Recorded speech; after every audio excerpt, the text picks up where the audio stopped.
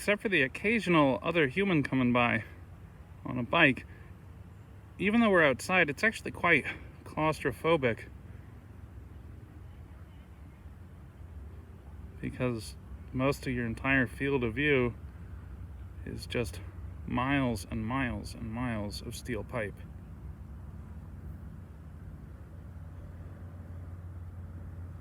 And this yard goes basically all the way upriver and downriver to the town boundaries of Duquesne. It's not pipe yard for the whole thing, but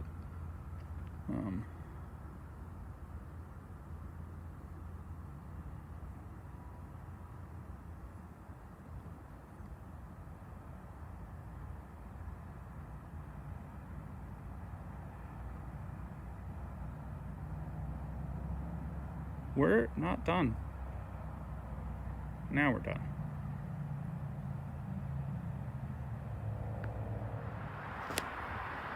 We're down here in the City of Duquesne. It was called the City of Duquesne because it used to have 20,000 people living in it circa 1930. That 20,000 has been reduced to under 5 now. So part of what industrial decline looks like is it looks like the industrial yard that we're about to check out, and part of what it looks like is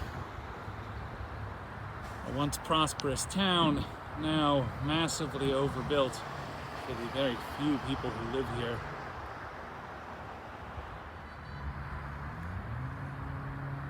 It's a great pine.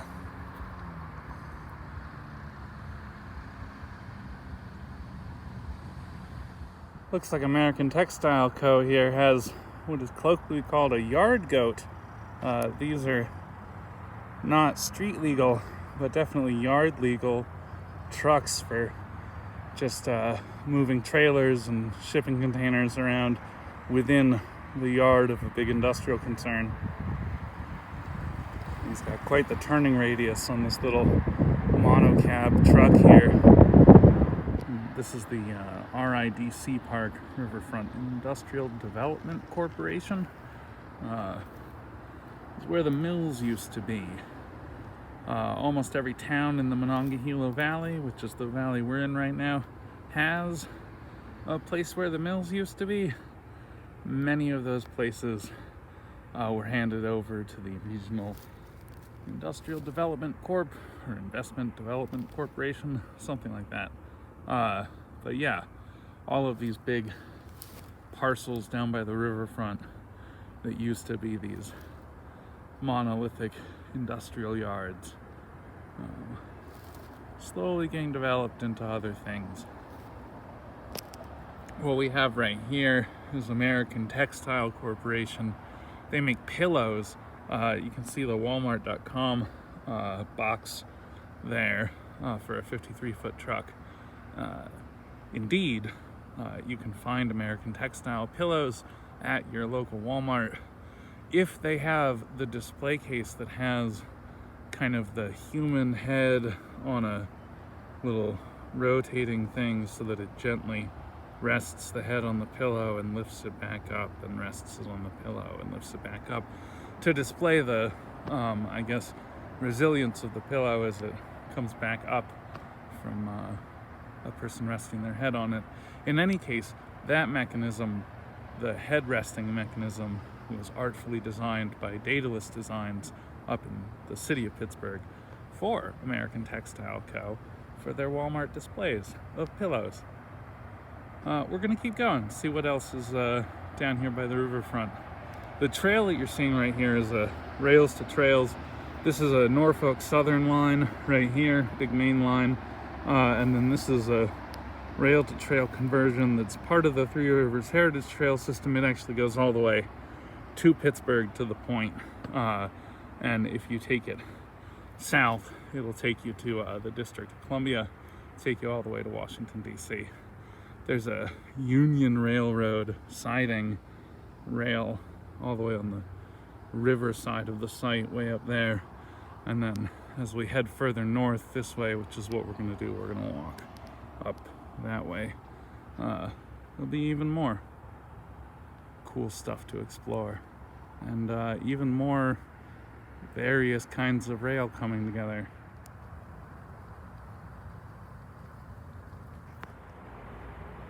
You're looking at a thermal transfer port for bringing heat out of the Thermal Transfer Corporation. Thermal Transfer Corporation manufactured heat exchangers, gas exchangers, all kinds of other kind of metal solutions to moving gases around. I think they've been out of business for a couple years. The property is not nearly as maintained as I kind of remember it being, and there doesn't seem to be anybody here. It is the weekend, but there's a pretty massive crane.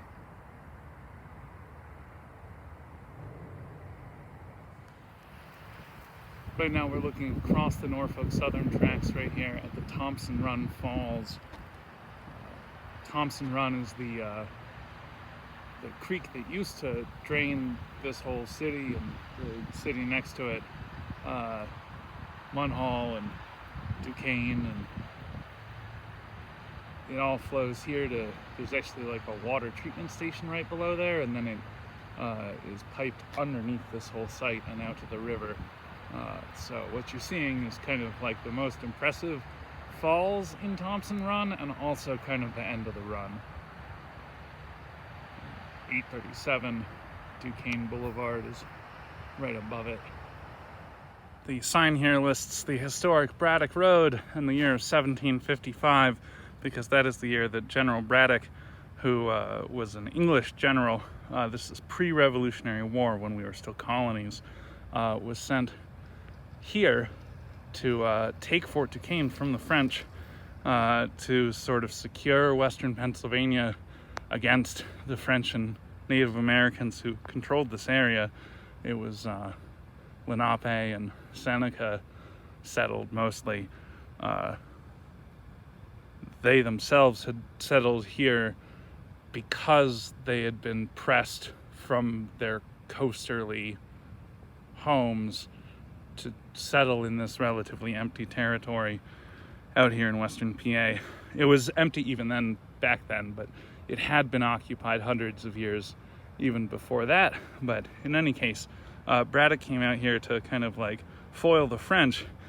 He got his information from his scout, George Washington, the George Washington, though he did not totally trust Washington or his native guides and fellow scouts, and so the expedition was undermanned for the French capacity of the fort. And after they made their way up the Youghiogheny, up the Mon here, and then another mile or two further north to Braddock itself, tried to ford the Mon from the south here to the north over on Braddock's Field up there. It was a slaughter, and part of why this is the historic Braddock Road is that this is the road that they carried General Braddock back 40 miles south for him to expire and die and be buried over near Fort Necessity. This is the really magnificent industrial site down here in this big industrial valley. This is the Durabond Pipe Corporation's kind of pipe marshalling yard, and across the river there is the Edgar Thompson Works. We'll talk about the Edgar Thompson Works once we have kind of a clearer view of them, but the pipe yard here is a marshalling yard where steel pipe, which gets manufactured upriver over in Mckeesport, which is just upriver and across the river on the other shore. That stuff gets transferred up here, marshaled in this yard, which is just huge. And once we have a little bit of height, you'll be able to see just how big it is. And here it waits until there's an appropriate energy project, I guess, a fracking project. This is all used for transferring natural gas from where we pull it out of the ground to where we process it into little pieces of plastic, or use it for heating homes or big industrial concerns or any other things that we do with natural gas. Yeah, if it's a natural gas project, it starts here with this pipe and moves outward. These are absolutely enormous electrical transmission lines. They run across this site, bringing power kind of past all this pipe work, over it. They come back in up here and take the electricity across the train yard that's up on the bluff above here. And I just made my way over to the closest stack of pipes that I could find, just to take a look at kind of how they're doing inventory here. Some numbers chalked on the side of the pipes, as well as looks like inventory control stickers with 1D barcodes and 2D barcodes, as well as the job number, the customer name, all of that. This is a pretty sterling example of a Staghorn Sumac and the kind of staghorn nature of how they tend to grow, why their common name is that way. And you can see that the sumac drupes are still around. They blossomed months ago, but they turned this kind of crazy dark black, a little bit of gray and red as they stay on the tree. And this is, I don't know if you can see up close, this is hundreds and hundreds of individual sort of mini drupes forming one big inflorescence. We're walking up one of the many pedestrian ramps that they've built to get this trail up and over the railroad that it parallels. The passenger bridge actually arrived by rail, and a crane on the rails picked it up, turned it 90 degrees, dropped it into place as built, and then they welded it at each end. There's photos and maybe video somewhere on the web from early 2000s when this got built. Very cool.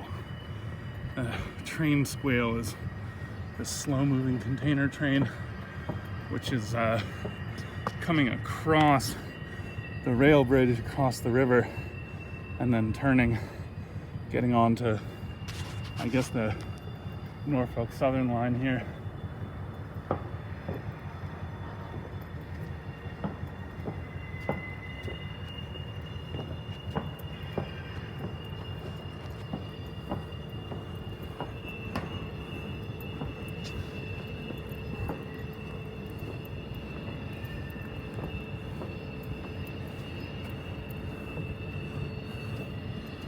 There's just so many different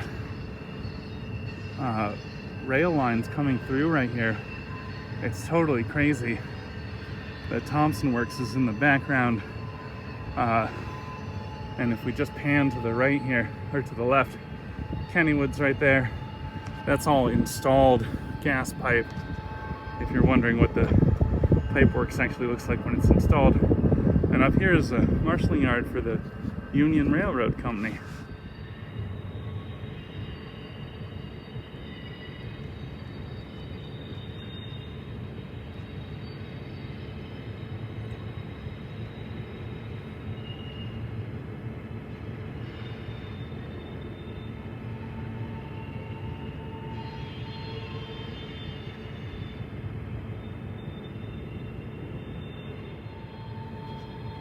A little primer on container trains like this.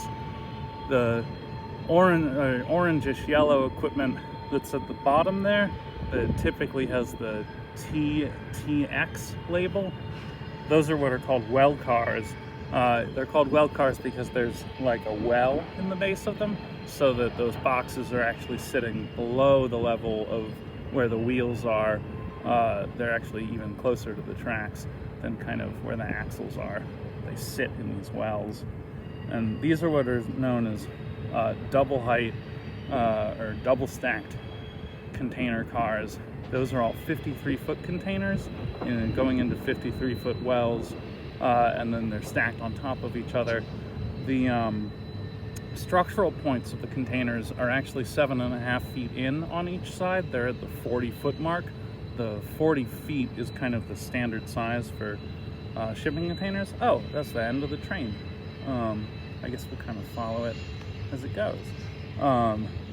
Because they go on ships, on trucks, on rail, because they're intermodal, 40 foot is kind of the standard size because that's the ship size. 53-foot containers came into play as an American innovation because 53 feet is the maximum length of a box truck that's connected to a standard tractor-trailer truck that's legal in all 50 states. So if it's 53 feet long, it can also go on road pretty much anywhere. And so that's the kind of compromise that they went with for these 53-foot containers. That train that you just saw, if we had seen the whole thing instead of just the back half there, be about 100 cars, which technically is kind of like 20 groups of 5 because the cars are 150 long sectional pieces because they share wheelbases sometimes, and I'm sure that you can scroll back through the footage and see that if you want to.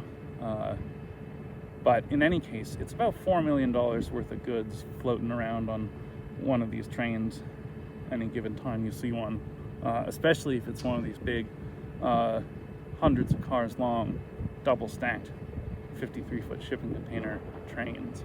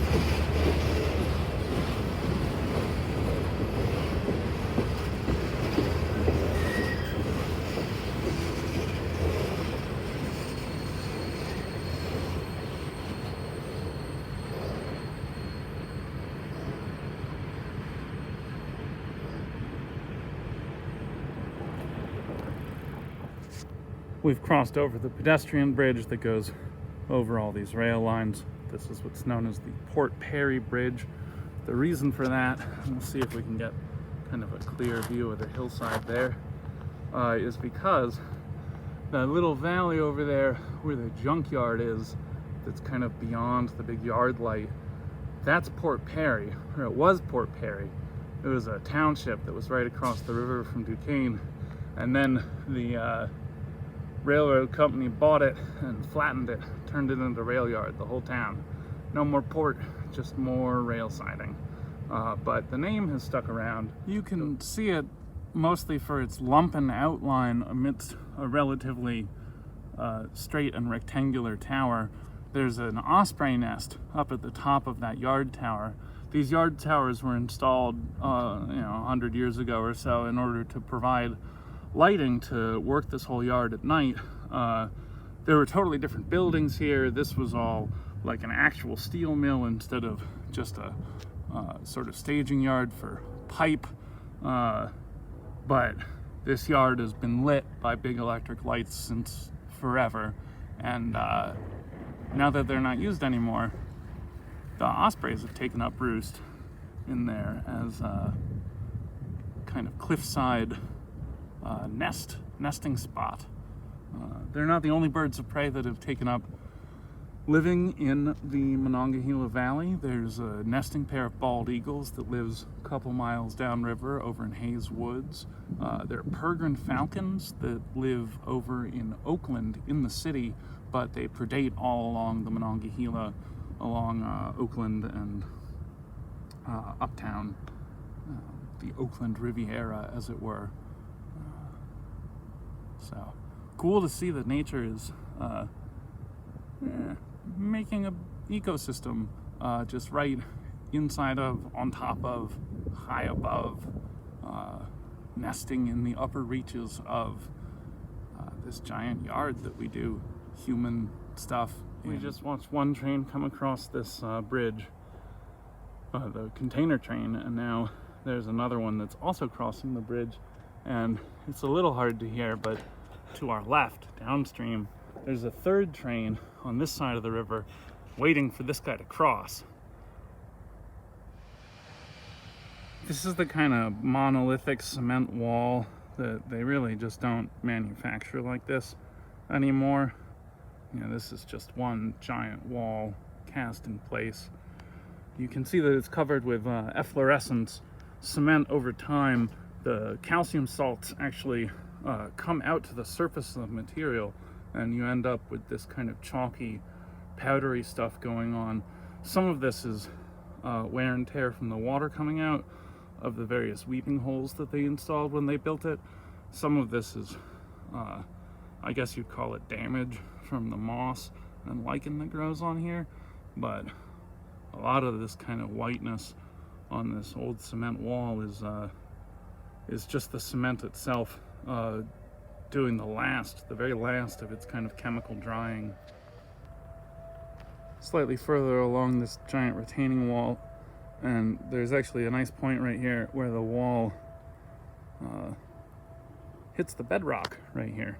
So you're looking at layers and layers of deposited material from some ancient ocean 50 million years ago or more, and then another kind of style of ocean deposit, and then the wall above it.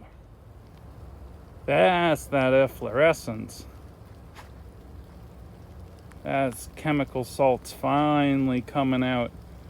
Kind of a very slow oxidation almost, but it's material actually kind of moving through the concrete over time and coming out and depositing itself on the surface.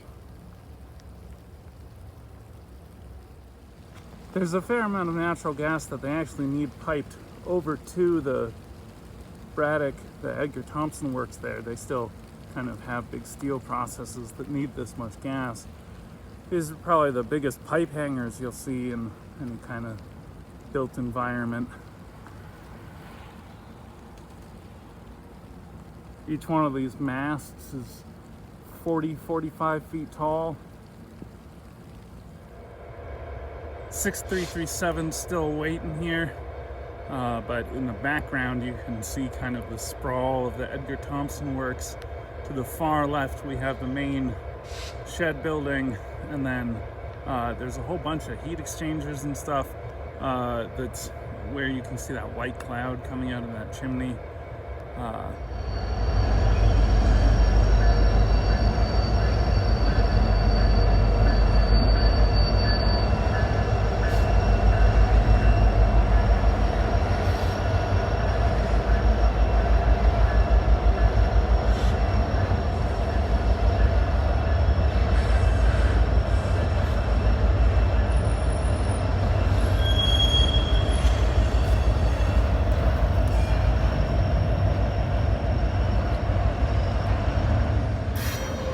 These are 40-foot containers on this Norfolk Southern train. All kinds of international companies. These probably came off of boats. Yang Ming, Ocean Network Express, CAI, Hapag-Lloyd. These are all the usual players. There are two 20-foot containers holding up a 40-foot container. You can stack them that way, but you can't stack them the other way. The 40-foot containers don't have bracing points in the middle there. Each of these containers structurally is actually kind of a big U.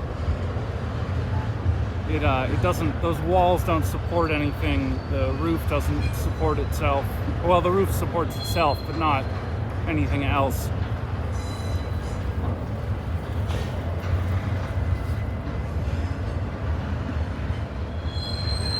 Some of these are in 53-foot well cars, so the containers are 7.5 feet short on each side. Those well cars are designed to host both 40-foot containers and 20-foot containers and 53-foot containers, and there's a variety of sizes between 20 and 53 that they can also accommodate. I think 45 is a standard. You get off standard after 45, but I think there's like 42-foot containers in circulation.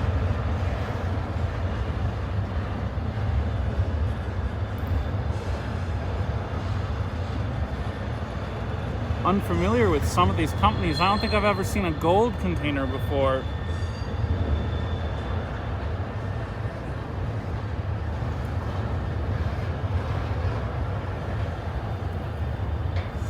A lot of these containers are the last vestiges of what would have been regarded as classical shipping lines and seafaring lines.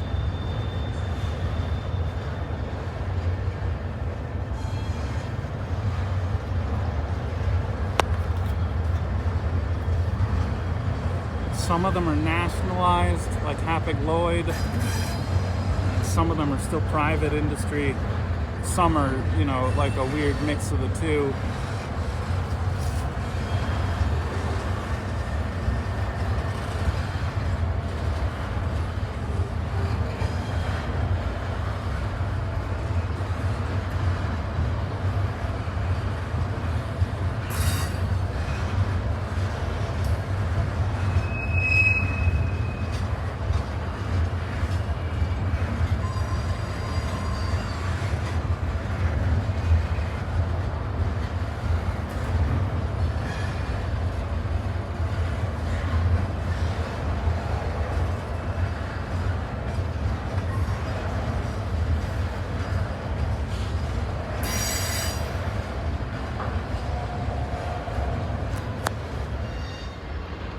You can see on that lower Hapag-Lloyd container, the refrigeration unit sticking out the back. That's a non-standard variation, but it's a pretty common one in order to have shipping containers that keep cool.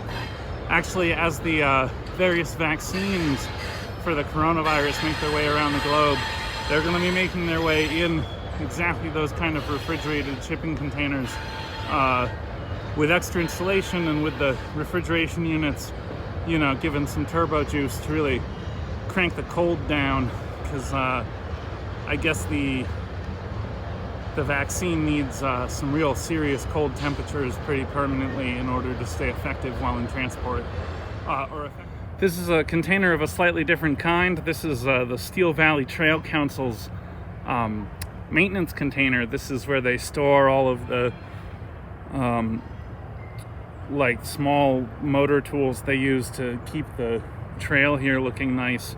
And I think they actually have kind of expanded their volunteering stuff. There's a second cube, and it looks like they're dropping a pad there. They got some rebar installed. I don't quite know what to make of this particular industrial yard between the Santa, the Wonderful Wizard of Oz, and our little mannequin friend off to the right here.